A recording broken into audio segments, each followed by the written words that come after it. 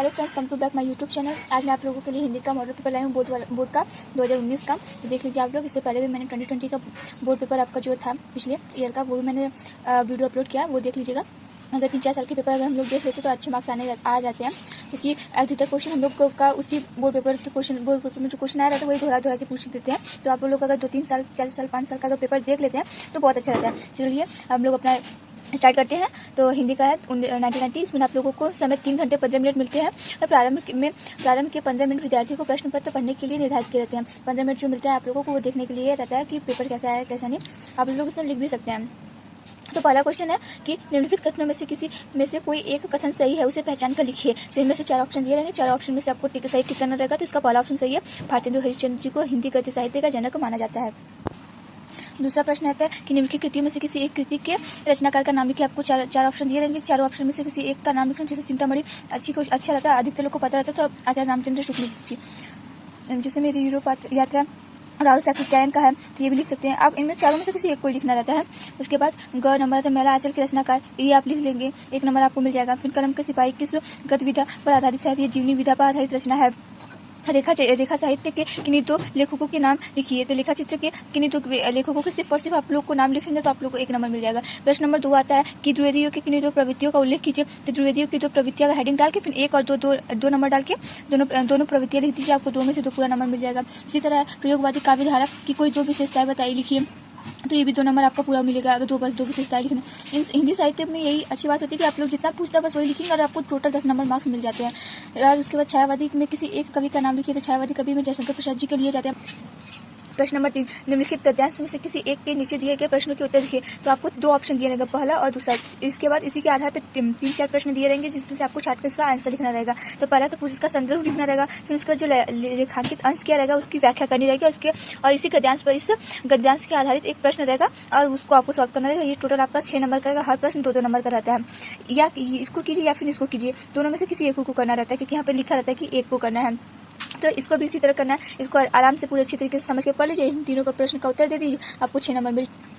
प्रश्न नंबर 4 कि निम्नलिखित पद्यांश में से किसी एक पद्यांश की संदर्भ सहित व्याख्या कीजिए। संदर्भ सहित याद रखिए, ये सब प्रश्न संदर्भ सहित व्याख्या करना। तो आप जो भी लिखेंगे उसके संदर्भ लिखने के बाद ही उसका व्याख्या करें। इसको कीजिए या तो इसको कीजिए, इन दोनों से आपको जो भी आता होगा उसकी व्याख्या आराम से कर दीजिए। संदर्भ लिख के उसके बाद व्याख्या कीजिएगा। याद रखिएगा संदर्भ में भी नंबर है, क्योंकि 1 नंबर संकेत में रहता है। एक संकेत जो लिखते हैं कि यहाँ से यहाँ तक वो रहता है 4 नंबर व्याख्या में, और 1 नंबर आपका संदर्भ में रहता है। प्रश्न नंबर 5 आता है कि निम्नलिखित लेखकों में से किसी एक लेखक का जीवन परिचय दीजिए और उनकी किसी एक रचना का नाम लिखिए। तो आप जैसे 3 ऑप्शन दिए, तीनों में से किसी एक के बारे में जिसके बारे में भी आप याद किए हो, जैसे जयशंकर प्रसाद और आचार्य रामचंद्र शुक्ल, ये दोनों बहुत इंपॉर्टेंट है, याद कर लीजिएगा। तो इन दोनों के बाद मान लीजिए आपको जयशंकर प्रसाद जी के बारे में याद है, जीवन परिचय, उनके सारे जीवन परिचय जितनी रचनाएं आपको याद है वो। अंत में हिंदी साहित्य में योगदान हेडिंग डाल के इनका जो हिंदी साहित्य में योगदान होता है वो थोड़ा 2-4 लाइन लिख दिया जाएगा। इससे बहुत अच्छा नंबर मार्क्स स्कोर होते हैं।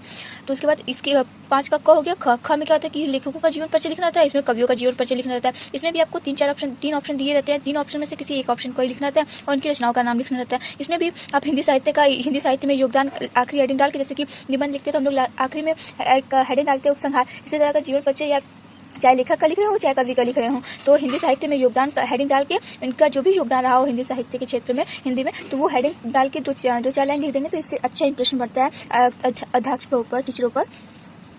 हमारा आता है क्वेश्चन नंबर 6, निम्नलिखित संस्कृत गद्यांश का संदर्भ सहित हिंदी में अनुवाद कीजिए। तो ये आपका ये एक ऑप्शन ये रहेगा आपका, या तो ये आ रहा है तो इसकी आराम से आप इसका हिंदी अनुवाद कर दीजिए। लेकिन याद रखिए कि यहाँ पर भी बोला संदर्भ सहित, तो आपको ही इसका व्याख्या करना रहेगा।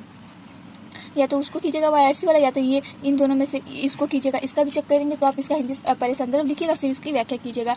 प्रश्न नंबर 7 आता है कि अपनी पाठ्य पुस्तक से कंठस्थ किया हुआ कोई एक श्लोक लिखिए जो इस प्रश्न पत्र में न आया हो। तो आप इस श्लोक को छोड़ के आपको जो भी श्लोक याद है उसको यहाँ पे लिख दीजिएगा। याद रखिएगा कि मात्रा, ये बिंदु, उपसर्ग, सारी चीज़ें अच्छे से ध्यान रखेंगे तो आपको 2 नंबर मिल जाएगा। उसके बाद आता है कि 7 का क भी हम लोग को एक श्लोक लिखना होता है, 2 नंबर का जो रहता है। ख में आता है कि संस्कृत प्रश्न उत्तर आता है कि निम्नलिखित प्रश्नों में से किन्हीं 2 प्रश्नों का उत्तर संस्कृत में दीजिए। 4 आपको प्रश्न दिए रहेंगे, किन्हीं 2 प्रश्नों का ही उत्तर लिखना रहेगा। तो आप देख लीजिएगा जो आपको अच्छी क्वेश्चन लगे, जो आपको आता हो, जिसको आपको विश्वास हो कि इसमें मैं अच्छे से लिख सकती हूँ। या मान लीजिए आपको 4 आ रहे हो तो आप क्या पहला दूसरा लिखना जरूरी नहीं है। आप जो आपको एकदम अच्छे तरीके से आए कि मुझे पूरा यकीन है कि इसमें कोई गलती नहीं होगी, तो उन्हीं दोनों ऑप्शन को चूज कीजिएगा। ये आपको दिखाने की जरूरत नहीं कि मैं पहला दूसरा ही लिखी हूँ, इसका मतलब कि टीचर समझ जाएगा कि बच्चों को अच्छे से आ रहा है। तो ये ऐसा करने की कोई जरूरत नहीं है। आपको नंबर से मतलब होना चाहिए। 2 नंबर है और दोनों नंबर में आप दोनों प्रश्नों को 1 नंबर रहेगा, तो अच्छे से लिखिएगा।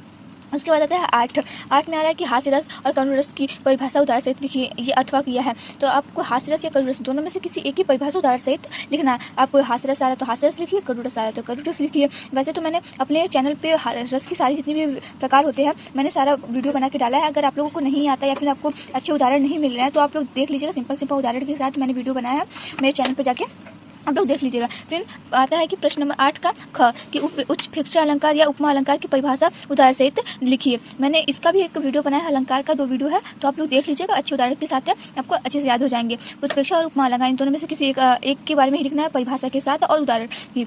ये 2 नंबर के होते हैं। इसी तरह हम लोग का ग है कि सोरठा या रोलर चंद की परिभाषा लिखो, उदाहरण सहित दीजिए। ये भी 2 नंबर का होता है। इन दोनों में से किसी एक के बारे में आप लिख सकते हैं। प्रश्न नंबर 9 आ रहा है कि निम्नलिखित उपसर्गों में से किन्हीं 3 के मेल से एक शब्द बनाई। तो आपको 6 दिए, 6 में से किन्हीं 3 के बारे में लिखना है। तो आप वैसे तो ये सारी चीज़ों में अच्छे मार्क्स स्कोर हो जाते हैं क्योंकि बहुत सिंपल चीज़ें होती है। तो जैसे कि अ है तो अ से अनुमान लगा, जैसे अनु है तो अनुमान लगाना, अपमान, सु है तो सुहाग, अभिमान, सहपाठी, परिवार। इस तरह आप इनमें से आपको पूरा लिखने की जरूरत नहीं है। 3 बोला तो 3 ही लिखिए। वैसे अगर आप पूरा सोचेंगे कि मेरे को 6 वाला 6 लिख देंगे तो ज़्यादा नंबर मिल जाएगा, तो ऐसा कुछ नहीं होता है। तो 3 अगर आपको पूरा आ रहा है बहुत अच्छी बात है, लेकिन आप 3 लिखिए जिसको आप अच्छे से कर सकते हैं। 3 लिखिए, 3 नंबर का एक नंबर का रहेगा, तीनों अच्छे से आपको 3 में से 3 नंबर मिल जाएंगे। उसके बाद आता है कि 9 का ख निम्नलिखित में से किन्हीं 2 प्रत्ययों का प्रयोग करके एक शब्द बताइए। इसके लिए भी आपको 6 ऑप्शन दिए हैं। याद रखिए 2 करने आपको 6 ऑप्शन मिले हैं, तो आप कोशिश कीजिएगा कि अच्छे से लिखें। आई, ता, वा, तत्व, हट, वट, हट, इन सारी चीज़ों को सिंपल, जैसे कि आई में सहनाई, ता में महानता, वा में सातवा, तत्व में तत्व, घनत्व, महत्व, वट में लिखावट, हट में घबराहट। इस तरह का निम्नलिखित में से किन्हीं 2 के समाज विग्रह कीजिए। तो आपको इसमें किन्हीं 2 के करने हैं और इसको आपको 6 ऑप्शन दिए, तो जो आपको अच्छे से आता हो लिख लीजिएगा। और याद रखिए समाज विग्रह करना है, समाज कौन सी संधि उसका नाम लिखना नहीं है। तो जैसे त्रिभुवन मतलब 3 भवनों का समूह, महात्मा मतलब महान है जिसकी आत्मा, और उसके बाद चौराहा 4 राहों का समूह। इस तरह करके आप लिख लीजिएगा। उसके बाद आता है ग निम्नलिखित में से किन्हीं 2 शब्दों के तत्सम रूप को लिखिए। तो तत्सम रूप को लिखना है, तो जैसे कि आपको 2 लिखना है, आपको 4 ऑप्शन दिए हैं। तो दूध का दुग्ध, भाप का भास, कुआं का कुएं। इस तरह करके आप लिख लीजिएगा, इन्हीं 2 ही का लिखना है। उसके बाद अंग निम्नलिखित में से किन्हीं 2 शब्दों के 2 पर्यायवाची शब्द लिखने, तो किन्हीं 2 के और भी 2 पर्यायवाची लिखने। तो आपको 6 ऑप्शन दिए, 2 लिखने हैं। तो गज का हाथी होता है, हस्त होता है, माता का जननी और जानक होता है, आकाश का अंबर और गगन होता है, आग का नेत्र नयन। इस तरह करके आप लिख सकते हैं। किन्हीं 2 ही का लिखना है और 2 पर्यायवाची लिखना है। और आपको हर एक पर, जैसे कि अब आँख लिखे, नेत्र और नयन लिखे तो आपको 1 नंबर मिल गया, आकाश लिखे तो अंबर और गगन लिखे तो आपको 1 नंबर मिल गया। एक करके 2 नंबर आपका पूरा हो जाता है।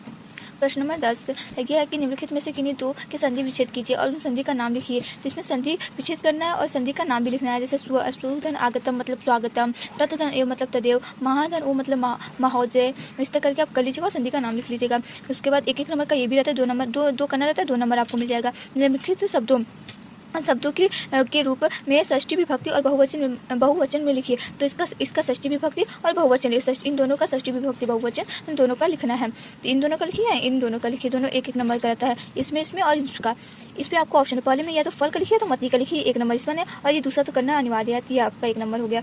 उसके बाद आता है ग, जिसका पेपर वो करके रखा है ग।